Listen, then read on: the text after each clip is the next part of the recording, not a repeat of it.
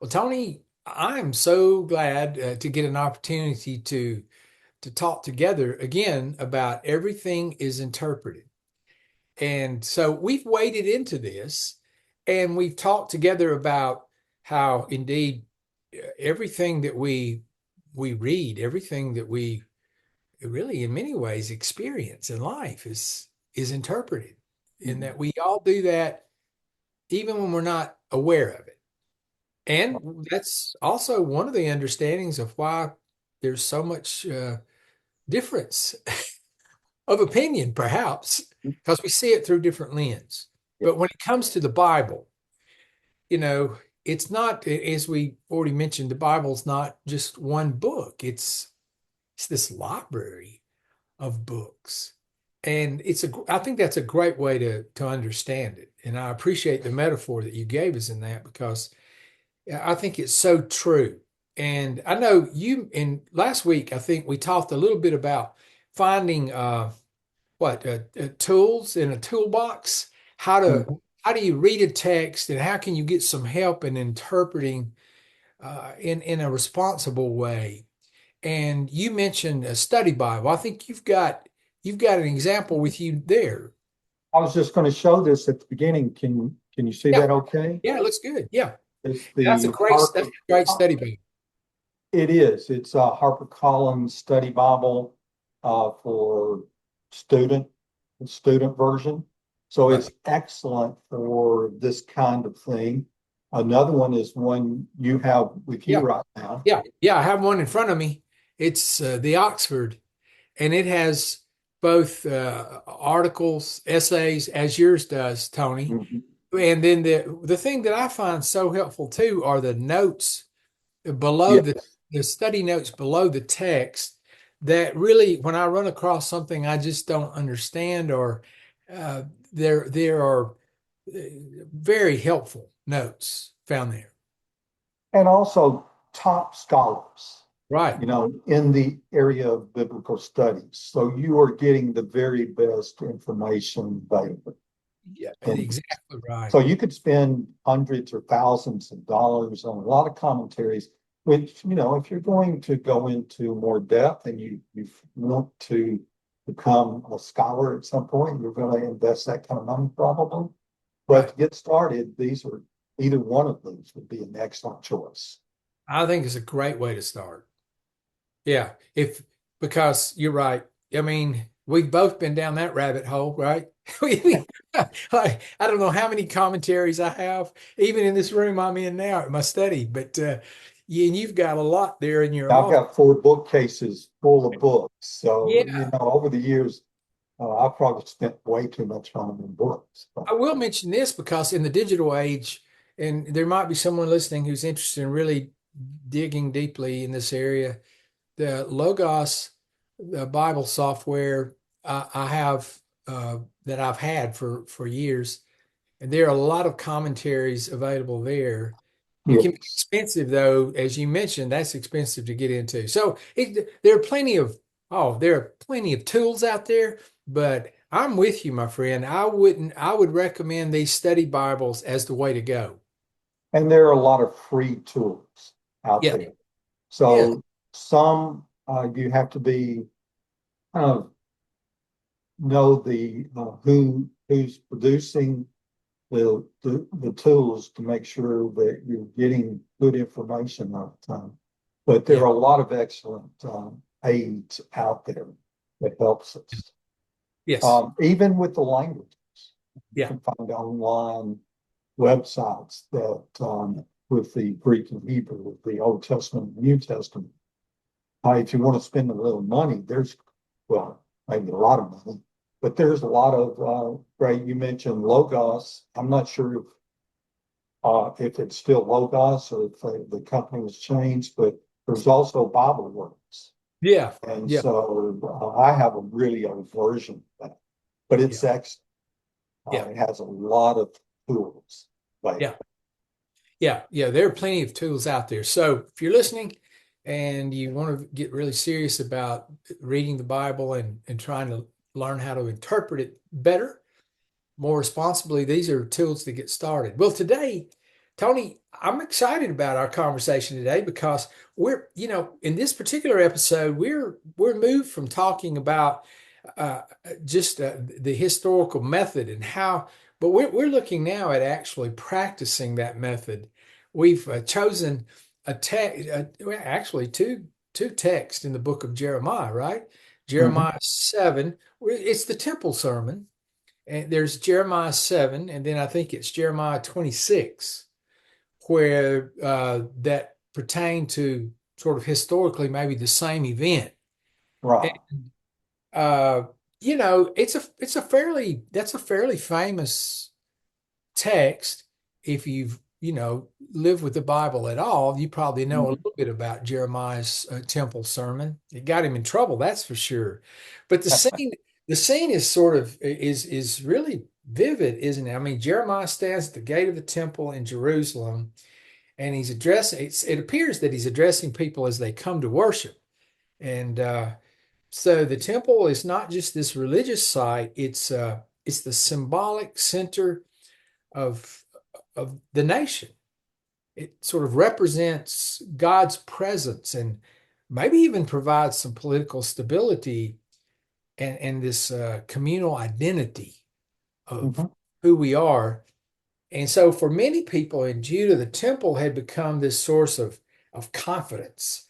As long as it stands, they believe that they are safe, regardless of what's happening around them or how they live. So historically, I've just painted, I know, we dove in, but talk to me a little bit about, the historical context and some of the tools that are used in the passage found in the Yeah, zooming out a little bit from that, we know that this uh, text dates. It tells us in the very first three verses of Jeremiah that it comes from, or Jeremiah started his prophetic career in the 13th year of King Josiah, which would be 627. And we also know from reading the book as a whole that Jeremiah survived the exile in 586 and was still, I think he had to flee to Egypt and we kind of lose track of what happened after that. So that's a long time that's a long time. for him to prophesy. The other thing is when um, Josiah uh, talked about several different religious reforms in his, I think he began to reign around 640. Right. So he felt like it was important that the commandments and that people were kind of following other gods.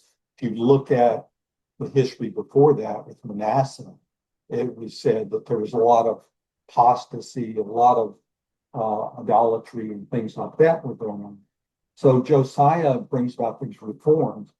And there's another passage in chapter 31, the new covenant. And there, Jeremiah seems to have confidence that people can change. So it's reasonable to think that that was written early on in his prophetic career. Now, the book of Jeremiah was kind of like someone threw some papers down the floor and tried to reassemble. There, it's hard to find. It doesn't proceed chronology, in terms of chronology, You're right, right. the And way that we think it. that's important, isn't it? I mean, that's an important aspect of reading and understanding Jeremiah. And of course, what you're talking about with dates, that's BCE, before Common Era. And so but what you just said is so important. If you're trying to read Jeremiah and think you're reading like the story, a narrative that is unfolding and makes sense chapter after chapter, you'll give up. Yeah, are you be This is so one book you confused? can't really do that. Right. The so the point that I was getting to with that is that by the time you get to the temple sermon, we're talking about Josiah has already been killed, and a new king, Jehoiakim, comes to him, and it's somewhere uh, in that period of time. I think it's in the first year of his reign. And we're told that either in chapter 7:26. And so it seems that his optimism about the people repenting and so forth has turned to pessimism about that happening. But he still hasn't given up. And so when he receives this message that you were talking about, the temple sermon, it's conditioned. There's Right. still time for the people to repent. And the first three chapters particularly talk about repentance and that, which simply means to turn around from their ways that they're going at the moment Right. and turn back to God. So that's what we get then as kind of a backdrop or a setting for this text. Right. That really helps. That really helps to know that and to be aware of that. Even when you go back to the Jeremiah's call in the start of Jeremiah, his calling was to tear down and then to build up. Yeah. And so in this sermon, he is tearing down, isn't he? I mean, he stands in the gate of the temple and uh, hear the word of the Lord, eh, amend your ways and your doings, and I will let you dwell in this house. Do not trust in these deceptive words. This is the temple of the Lord, the temple of the Lord, the temple of the Lord. Well, it sounds to me like, and of course, most prophets do this, right? Historically, there's an element of their work that is tearing down an assumption or a behavior that they deem to be not only inappropriate, but that is causing harm to the larger uh, group. So, you know, that always caught me. I always found interest in the way he started this. Like, if you're going to have to give bad news, Tony, as someone who's preached a bit across a lifetime, you typically wait until the last part of the sermon or the middle. You don't you don't just start this way, but that's the way Jeremiah starts. Well, and sometimes you need to grab people's attention. That's true.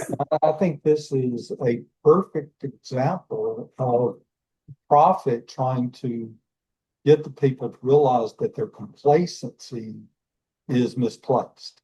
Yeah, That the fact that it's Jerusalem and the site that Yahweh had chosen to put his name there doesn't mean that it is always secure, that God's going to protect it no matter what they do. And so if you're trying to swim against the stream, it's a perfect way to begin. And as we were talking about before this, it's likely that the Jeremiah knew that these, if they weren't thinking or saying these words, they probably felt those words. That's what they based their worldview perspective on. yeah. They relied on it, didn't they? There was I think there probably was this underlying understanding of the people. They believed that somehow, as long as that temple stood, that God resided there, and as long as God resided with them or among them there, that Mm-hmm. they were safe, they were protected. Right. And so Jeremiah's And, words are alarming. yes, yes. And it's interesting the way that he takes or deconstructs this view because he appeals back to Shiloh. So the person who's aware of what had happened in their past knew that Shiloh was a shrine in the north, and people probably felt the same way. God dwelled there, and they were safe. No, and so nothing would happen to them. And he Right. reminds them of what happened in Shiloh, Yeah. and God didn't protect uh, Shiloh, and That's that they were being punished.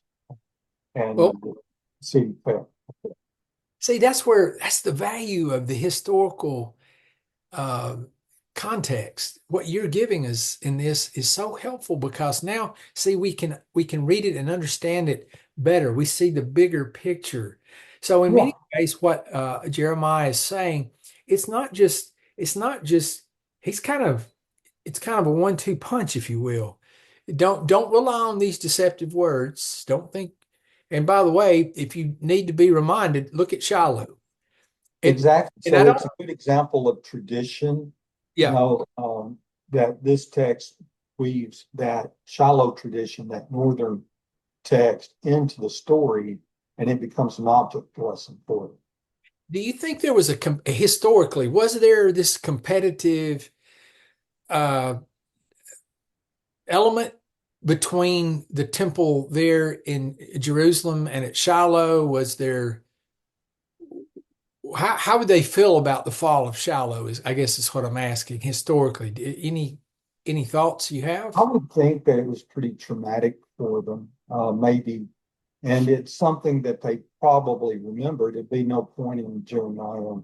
mentioning it if it was not a tradition that was very well known. It's hard to believe that the people were that confident because, the northern kingdom fell to the Assyrians not that, I think in 721 or so. So that Right. was fresh in their memory. And there were probably a lot of people who came from the northern kingdoms down south in and around Jerusalem. So they had to be aware of those traditions, but they also had to be aware that, and maybe be reminded that not even Jerusalem. It reminds me, and I know Tony, but it does remind me of, Charlie Brown. Is it Linus that has the security blanket? Was that Yeah, Linus? yeah, Jeremiah's taking their security blanket away, isn't he? he is. Yeah. Because the temple had become a bit of their security in the Mhm. way they viewed the world and all that was happening around them, thinking they were safe as long as the temple was there. Well, it reminds me of some things I've read about, and it's true of humanity and on the whole. But I remember reading some things about Jews right before Hitler and the concentration camps and so forth. There were people who talked about, no, that will never happen. Right. It's not going to go that far. And so sometimes we're going to led astray by thinking, this could never happen. So we just said, we'll wait it out. Yeah. But I think that's what he's trying to do is to alarm people that we need to take that. Yeah, I think that's right. I think they were somewhat offended by by what they heard. Right. They certainly didn't want to hear it. Well, we know from chapter 26 that it's more of a narrative description of the sermon, and it's not told by Jeremiah, but it is kind of recounted by someone. Yes. So it kind of gets that issue of authorship, even though Jeremiah may be seen as the source of these prophecies. Yeah. It doesn't mean that he actually wrote, and certainly didn't write an entire book of Jeremiah. There were scribes and so forth that probably combined this material. And it seems like what we're getting in chapter 26 is a narrative of how this played out. And if we look at the narrative, we know he wasn't executed, but he came pretty close Right. Right. Right. for the message. Oh yeah. When Yeah, Yeah, no doubt. No doubt. It was not a risk-free, you know, being a prophet was not a safe vocation. And certainly not for Jeremiah. I think what happens, Tony, a lot of times when we come to a text like this, we immediately, I can speak both on both sides of this.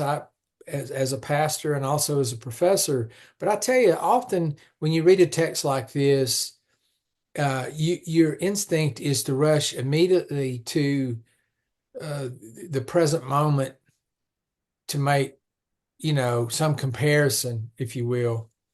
And we both know on the academic side and just from living with the text all these years, there is a certain danger to rushing too quickly to the present moment. And this is, I think, what the historical context and the tools that we have to work with can be so very helpful. I also believe, and let me see what you think about this. I believe that that process of working through the historical context with the tools available, that enriches the text. It in It, no way, it in no way diminishes. It helps us do that responsibly, but it also, as you, it's a bit like archaeology, right? You begin to peel away and unearth some things, and it reveals some things you didn't see initially. Does that make sense? exactly. And I think this is a good example of the history helps us understand what's going on. Reading the entire book helps a lot more, and then come back to it. Uh, there's another important aspect for this text where it talks about the widows, the orphans, and in fact, there was a third where there's no, oh, shedding innocent blood. Right. All of those things. And then it also, he talks a lot in the book about following other gods. And so that's why, you know, that probably doesn't fit our context as well because there were several other gods, different nations. There's the Syrian god, there's Baal that's present in the area around where uh, Jeremiah was, that was probably popular, and others that have been introduced into Right. their mindset. So that's part of what he's talking about is being faithful to God in the covenant. It's so interesting in Exodus, there's the Sinai covenant, which says, if you'll be my people, I'll be your God. Well, Jeremiah repeats that in different places, particularly in the new covenant. It's something that's written on heart rather than, on stone. But Yeah. all of that, I think, is important because why does he mention the widows, the orphans, and why does he talk about these? Well, and it might be that reading some of the other passages in and around Jeremiah helps you fill in the gap there. But widows and orphans were very vulnerable in Yeah. that time. If they didn't have someone who were to who had the responsibility of taking care of them, they could fall into destitution or be unprotected, and so the possibilities of injustice were there. And the shedding of innocent blood might not be literally, murder, theft, whatever, but it may refer to injustices in general. So I think that's another aspect of that conversation. Uh, Yeah. what what was going on to cause Jeremiah to deliver this message in the first place? Yeah. Apparently, they weren't doing things right. So there must be things that we have to be able to point to that was bringing about Jeremiah's wrath, God's wrath. Yeah. I agree. And that's again, that's so helpful. If I'm coming to this text for the first time and reading it and trying to, you know, make sense of it, knowing that suddenly this text, it not only comes to life a bit for me, but it begins to have, it carries a little more weight. Yes. And you Uh, mentioned then what does it mean for us? I think that's the part that we have to be careful about. Because it would be easy to extract some things from that without um, really kind of knowing how does that message, does it right. really speak to our contemporary context? Yeah, right. I mean, even when you read it, reading the passage historically, and we talked a little bit about this, but it reminds us too of what prophecy is, who the prophets are. You know, the Mhm. idea that prophecy is not primarily about predicting the future, which a lot Wow. of people, honestly, a lot of people think that's what the prophets are and what they do.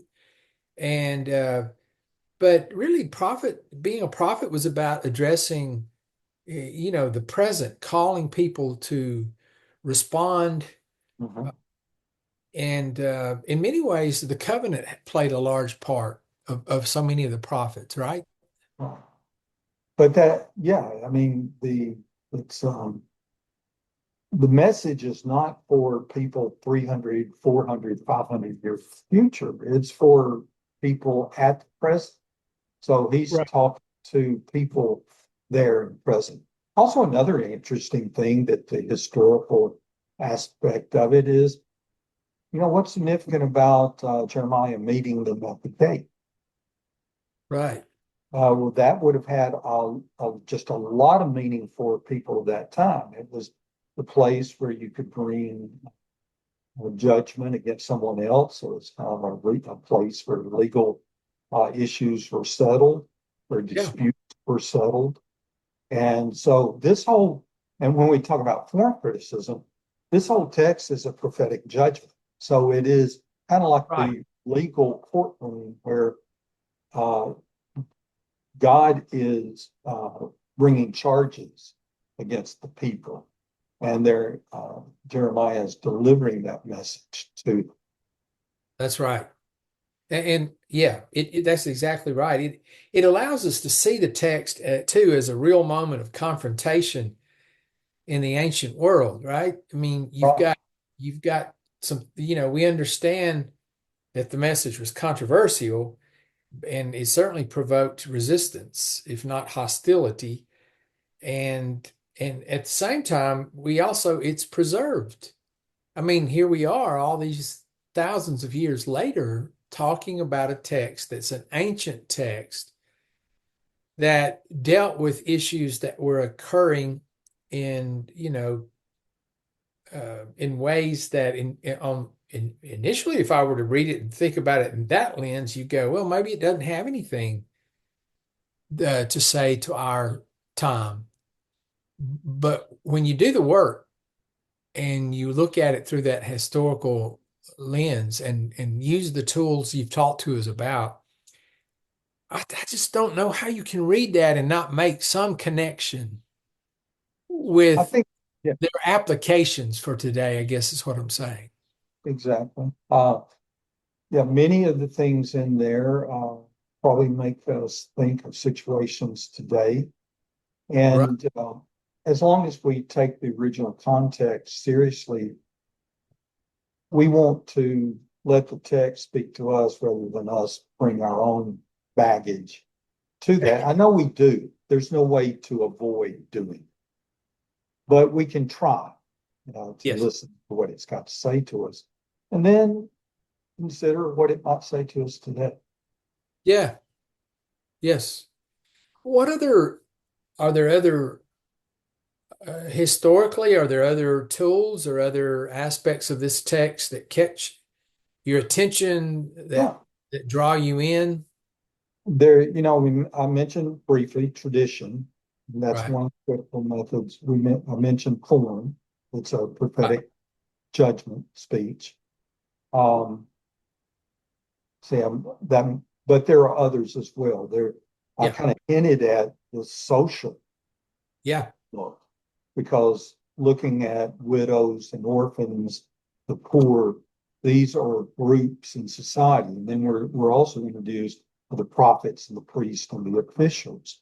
So, from a social perspective, who are these groups and people? I think here we have groups. So, who Yeah. are all these groups and how do they fit into the society of that time? Are Right. some of them, some of them represent the power Yeah. that Yeah. their society. Some of them represent vulnerable peoples that That's are, right. and part of what's going on is the kind of rich and powerful um, oppressing, there's probably a better word than that, but using their power and influence to take advantage You're of right. those who are not, that have no voice. Yeah. And Right. so that's part of the judgment that's going on. Right. And also, apparently, another aspect is the religious institutions. It's kind of the idea that people are not being totally faithful to their God. And Right. that's part of what's going on. So, socially, looking at it from that perspective, knowing when it happened, what the social conditions would have been like at that time. Yeah. Uh, Jeremiah is a voice. that is speaking against those who feel like Jerusalem's here, things are going well, and the government's functioning just fine. We don't need to do anything about it. And Right. Jeremiah's really speaking to that issue. Of course, there's no relevance for our time. I'm not going. I know, I know. I couldn't resist you. So the thing is, uh, that those tools and that way of reading the text is so important, and have that has served me and served you so well in trying to understand. Another thing that socially, at least in the context of Israel, would have been and Judah would have been the tension that existed a bit between the priest and the king and the prophet. Who speaks ultimately for the divine?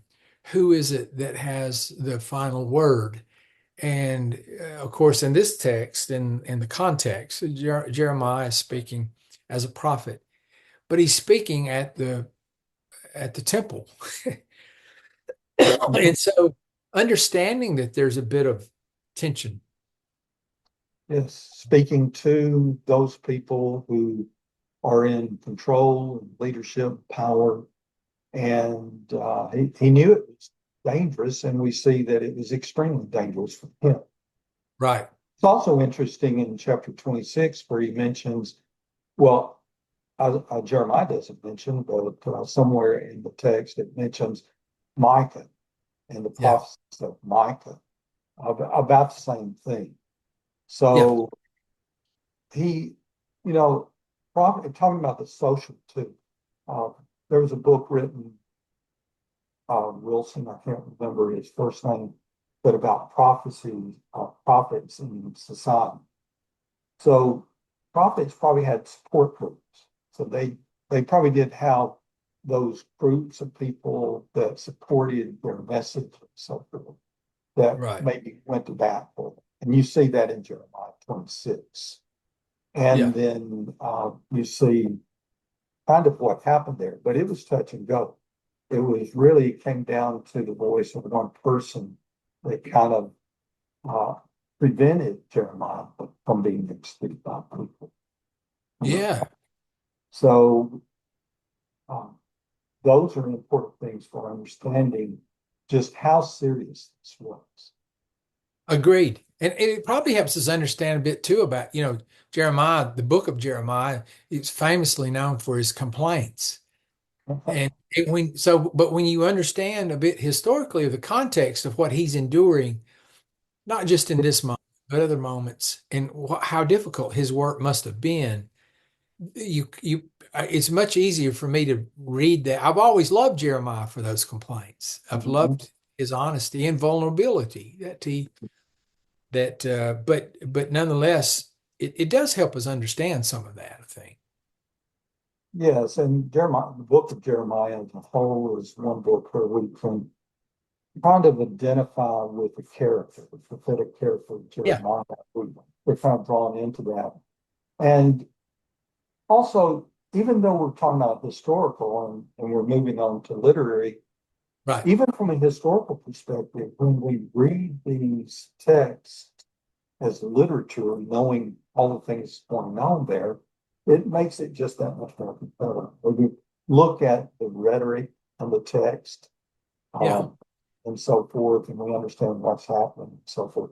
It leads us to that understanding that you talked about, the laments, Jeremiah's lamenting, even Yeah. the point of Jeremiah's lamenting the that he was born in the first place. Yeah. Yeah. That's that, that's important. It is important. It is. The human being trying to bring the message that he felt that God wanted him to bring, and it caused him nothing but trouble. Right. Yes.